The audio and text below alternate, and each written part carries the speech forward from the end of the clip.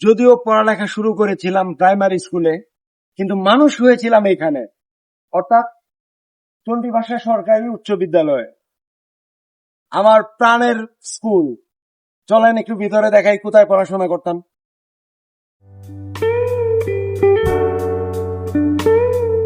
আজকে প্রায় 10 বছর পরে স্কুলের ভিতরে ঢুকলাম, এর মধ্যে আর ঢুকি নাই। চলেন দেখাই।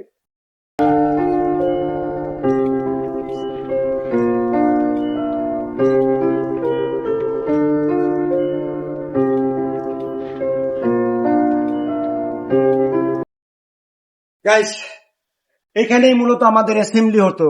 আমার সোনার বাংলা আমি তোমায় ভালোবাসি, এই গানে মিউজিকের তালে তালে আমরা এইখানে প্যারেড করতাম, এইখানে অ্যাসেম্বলি হতো। এইখানে আমাদের সেই দুপুরের রোদে এক সময় খুব বিরক্ত হইতাম যে গরমে এই সেই, কিন্তু এখন বুঝি যে ওইগুলা তখন কতটা প্রয়োজন ছিল। চলেন আমাদের ক্লাসরুম গুলো একটু দেখাই। এটা মূলত এখানে প্রিন্সিপাল স্যারের রুম এটা। আর এইগুলোতে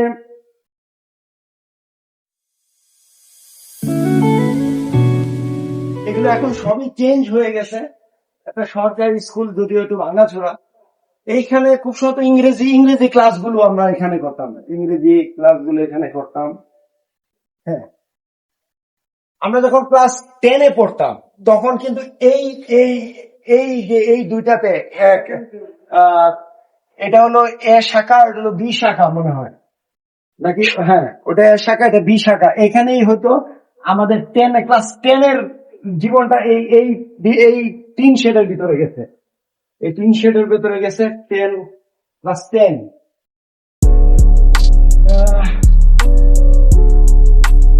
এটাও তখন 3 শেড ছিল, এটাও 3 শেড ছিল। এখন জানি এটা বিল্ডিং হয়েছে। এখানেও আমরা ক্লাস করতাম। তো চলেন দেখাই আধুনিক ভবনগুলো দেখাই। আমাদের খালি 3 শেড দেখাইলাম তা তো না, আমাদের স্কুল কিন্তু অনেক উন্নত।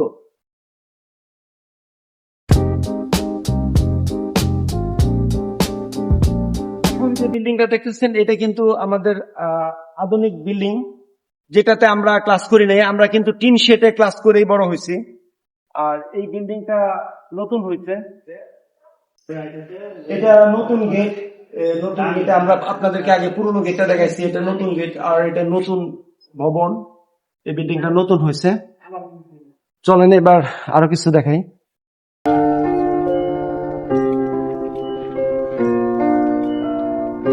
এটা আমাদের শহীদ মিনার। আমরা এখানে ভাষা শহীদদের স্মরণে আমরা শ্রদ্ধা জানাইতাম। একটা মজার ঘটনা বলি, এটা হলো যে 16ই ডিসেম্বর বা 21শে ফেব্রুয়ারি আসলে আমরা সারা রাত জেগে বিভিন্ন বাসা থেকে ফুল চুরি করতাম, করে তারপরে সকাল সেই রাতের মধ্যেই ফুল দিয়া মালা গাঁথতাম বা আমরা তুরা রেডি করতাম, করার পরে সকালে নিয়ে আসতাম। আচ্ছা, এটার যে কি মজা আসলে এটা বোঝানো যাবে না।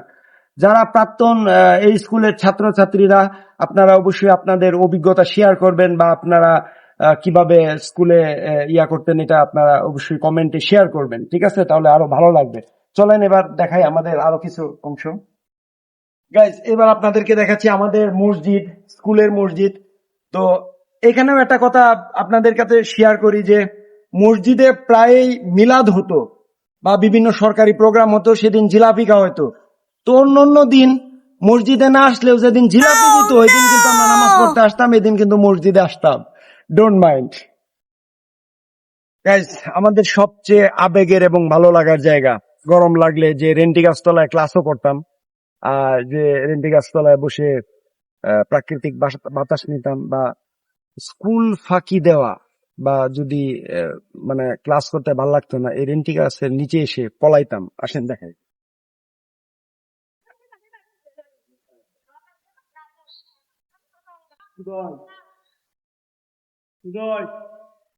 এখনো সেই রেন্টি গাছটা ভালোই আছে। এই ঘাটেও আমরা গোসল করতাম। আর ফুটবল তো বৃষ্টি হইলেই নামে যেতাম ফুটবল খেলতে এখানে এই মাঠে। এগুলো অত্যন্ত আবেগের এবং ভালো লাগার জায়গা। আর এই স্কুলের গাছপালা, ইট পাথর, মাটি, ঘাস এমন কোনো কিছু নাই যেগুলোর সাথে আমাদের স্মৃতি নাই, যেগুলোর সাথে আমাদের ভালোবাসা বা আবেগ জড়ায় নাই। এখন আসলে আসো একটা জিনিস দেখাই, এটাতে কি হইতেছে গাইস, এই সেই বিল্ডিং বলা যাবে না, এই সেই জায়গাটা, যে রুমটা, এখান থেকে ম্যাট্রিক পরীক্ষা দিয়েছিলাম এবং এইখান থেকে কিন্তু এসএসসি পাশ করছি। এই হল থেকে, এই রুম থেকে, এইখানেই পরীক্ষা, এই হলটাতেই পরীক্ষা দিছিলাম।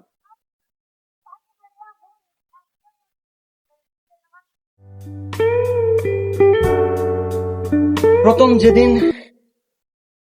এই গভর্নমেন্ট স্কুলে ভর্তি হই ক্লাস 6-এ, সেদিন প্রথম এই এই রুমটাতে আমরা ক্লাস করছি।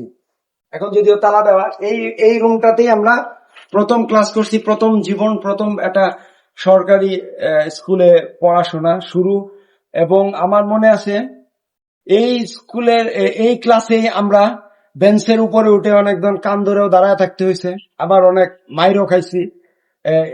আমি প্রথমেই বলেছিলাম যে মানুষ হওয়া শিখছি কিন্তু এই স্কুল থেকেই। তো সবাইকে অসংখ্য ধন্যবাদ। এবং এই স্কুলের সব স্টুডেন্টদেরকে আমি একটাই বলবো, আমাদের এই স্কুলটা অনেক ভালো লাগা, ভালোবাসার জায়গা। এই ভিডিওটা সবাই অবশ্যই দেখবেন এবং সবাই কমেন্ট করে জানাবেন আপনার স্মৃতিগুলো।